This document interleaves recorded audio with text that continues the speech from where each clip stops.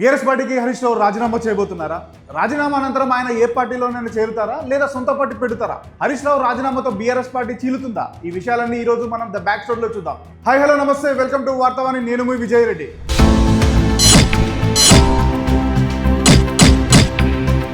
ప్రస్తుత తెలంగాణ రాజకీయాలలో నేను చెప్పిన విషయం పాతదైనా ఇప్పుడు ఇదే హాట్ టాపిక్. అదే హరీష్ రావు బీఆర్ఎస్ పార్టీకి రాజీనామా చేయడం. దీనిపై పలుమార్లు హరీష్ రావు క్లారిటీ ఇచ్చినా హరీష్ రావు పార్టీ మారుతున్నట్లు వస్తున్న వార్తలు మాత్రం ఆగడం లేదు.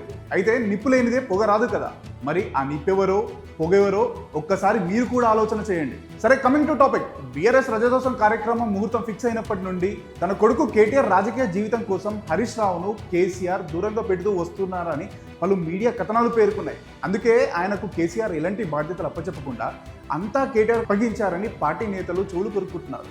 అయితే పార్టీ ప్రారంభం నుంచి ఉన్న తనను కాదని కేటీఆర్కి పార్టీని అప్పగించడంపై హరీష్ రావు అసంతృప్తిగా ఉన్నారని, ఈ విషయంలోనే బామర్దులకు కోల్డ్ వార్ నడుస్తున్నట్లు వార్తలు చక్కర్లు కొట్టాయి. ఇదిలా ఉంటే అసెంబ్లీ ఎన్నికల్లో బీఆర్ఎస్ పార్టీ ఓటమి చెందడంతో హరీష్ రావు బీజేపీలో చేరుతున్నట్లు ప్రచారం జరిగింది.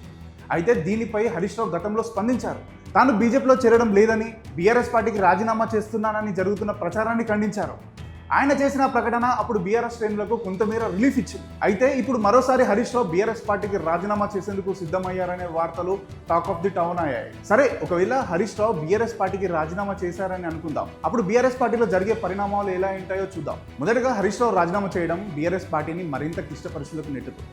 కేసీఆర్ పై ప్రజలకున్న అభిప్రాయం మారుతోంది. ఉన్నట్టుగా చెప్పాలంటే కేసీఆర్ కేటీఆర్లు ప్రజలకు ఒక విలంగా కనిపిస్తారు. కొడుకు రాజకీయ జీవితం కోసం కష్టకాలంలో పార్టీని అండదండగా ఉన్న హరీష్ రావును తొక్కేశారని హరీష్ రావుకు ప్రజల్లో సానుభూతి పెరుగుతుంది. ఇదే తరహాలో గతంలో ఈటెల రాజేందర్కు కూడా జరిగింది. ఆ తర్వాత పార్టీ చీలుతుంది. తన అల్లుడినే అవసరం తీరక పార్టీ నుండి గెట్టేశారని మనమెంతని మిగతా నేతలతో పాటు హరీష్ రావు మద్దతుదారులు కూడా బీఆర్ఎస్ పార్టీకి రాజీనామా చేసే అవకాశం ఉంది. ఇదే జరిగితే గ్రౌండ్ లెవెల్లో బీఆర్ఎస్ పార్టీ పతనం కావడం ఖచ్చితం. హరీష్ రావు సిద్దిపేట మరియు చుట్టుపక్కల జిల్లాలో ముఖ్యంగా గ్రామీణ మరియు వ్యవసాయ వర్గాల బలమైన ప్రభావాన్ని కలిగి ఉన్నారు. అతని రాజీనామా కేడర్లో చీలికలకు దారితీయొచ్చు మరియు కీలకమైన ప్రాంతాల్లో బీఆర్ఎస్ బలాన్ని తగ్గించవచ్చు. ఆయన రాజీనామా బీజేపీ, కాంగ్రెస్ పార్టీలకు లాభం కలిగిస్తుంది. ఎలా అంటారా? వచ్చే ఎన్నికల్లో లేదా త్వరలో రానున్న స్థానిక సంస్థల ఎన్నికల్లో బీఆర్ఎస్ పార్టీ గెలవకుండా ఉండేందుకు హరీష్ రావు రాజీనామా ఒక ఆయుధంగా మారుతుంది. అయితే ఇక్కడే మరో చర్చ కూడా నడుస్తుంది. ఒకవేళ హరీష్ రావు బీజేపీలో చేరితే ఆయనకు కేంద్రంలో కీలక పదవి ఇచ్చే అవకాశం ఉందని చర్చ జరుగుతుంది. ఒకవేళ కాంగ్రెస్లో చేరితే ఆయనకు రేవంత్ క్యాబినెట్లో హోంశాఖ లేదా కీలక శాఖ ఇచ్చే అవకాశం ఉన్నట్లు వార్తలు వస్తున్నాయి. ఇదంతా పక్కకు పెడితే త్వరలో హరీష్ రావు సొంత పార్టీ పెడతారనే వార్తలు కూడా వస్తున్నాయి. హరీష్ రావు రాజీనామాతో 20 ఏళ్ళు కష్టపడి నిర్మించుకున్న సామ్రాజ్యం కనుమరుగు అవుతుందంటే కేసీఆర్ ఎలా ఉంటారు? హరీష్ రావును ఎలా వదులుకుంటారు? హరీష్ రావును కాపాడుకునే ప్రయత్నం చేయరా? వీటన్నిటికీ క్లారిటీ రావాలంటే మనం ఇంకొన్ని రోజులు వేచి చూడాలి. మరో పొలిటికల్ బ్యాక్ స్టోరీతో మరో వీడియోలో కలుసుకుందాం. నేను విజయ్ రెడ్డి, సైనింగ్ ఆఫ్.